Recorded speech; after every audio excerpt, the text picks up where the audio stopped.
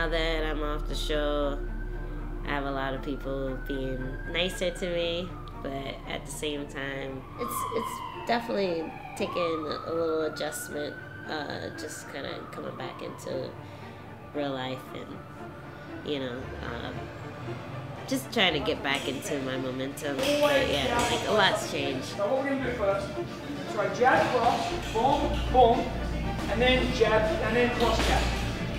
Cross, jab. You've got 2 minutes, start slow, you've got pace. By the end of that 2 minutes, you should be at full speed.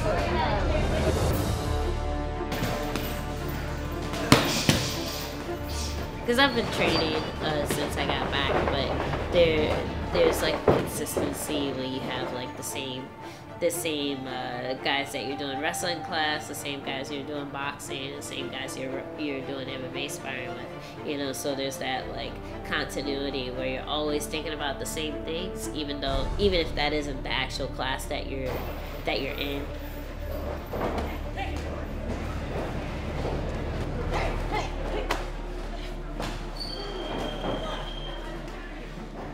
You're still thinking, okay, I need to watch out for the shot, I need to watch out for the overhand, you know, I need to watch out for this and that.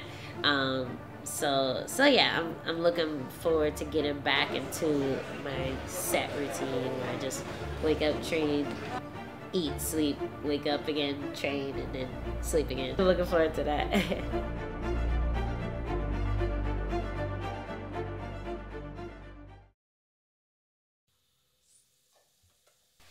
What's happening? It looks like you guys are going somewhere.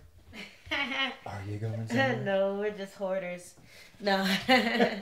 Yeah, we're getting out of here. We're going to North Carolina for indefinitely. We're gonna go down, train with my coach Chad McFadder at a Triple G MMA, and currently it's set up in a church. So we'll be living and training at the gym again, only it'll be at a church. So living and training at a church that has a gym in it. Yes. Take your hips, George.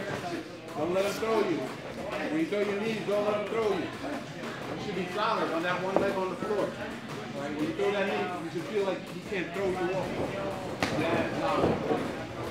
Yeah. 1.5, 6 years later, Angie's in the UFC. She's the North American professional Muay Thai champion. Adam's had 11 or 12 fights. He's got a good record. Tough kid, well respected everywhere. They've helped me build the club up to what it is now. And I'm really proud of where they're at. I mean, they're moving to, I think they're moving down to North Carolina in the end of the year. I'm not sure when. First I thought it was going to be October, now it could be December. Just in time to avoid the New York winter, I noticed. Which is going to be really sad, but they're chasing their own dream, and I can't really expect anything less, just as long as they don't forget me.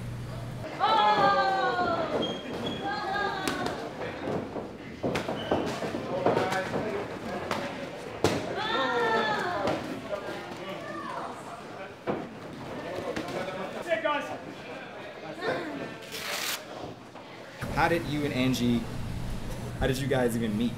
Her and Adam, her husband, came to me over at Fight House, and I think she just wanted to get fit and lose some weight from what she told me. And they just appeared, and they're nice enough kids. I didn't really think much of them. You know, when you first meet somebody, when they first start, you don't really expect too much, because a lot of people come in for a couple of months and then disappear. You know, they get fit, they get a little bit of self-defense, and then they move on. So I don't expect too much of people when they first start.